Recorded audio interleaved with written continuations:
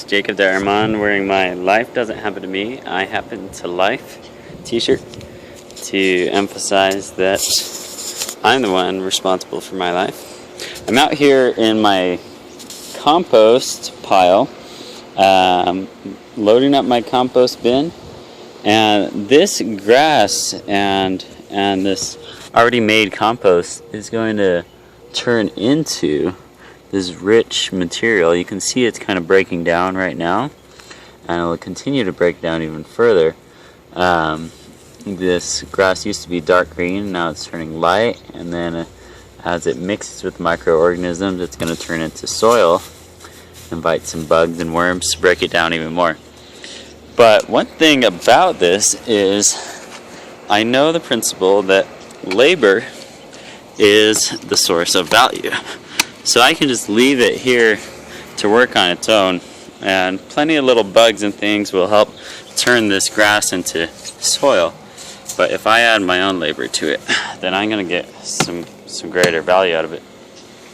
So labor creates value. The more I dig in this compost, the more I shovel it in the bin and air it out, stick my pitchfork in these holes here, and allow it to loosen up and get some oxygen in there. It's literally cooking. So same principles that apply to a fire apply to compost. It needs heat, it needs oxygen, it needs fuel, and it's actually metabolizing.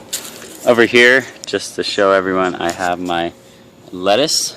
I have 5 leaves of lettuce. First time I've planted lettuce, really first time I've done much with gardening, but I'm getting better and better. I did some gardening last year too.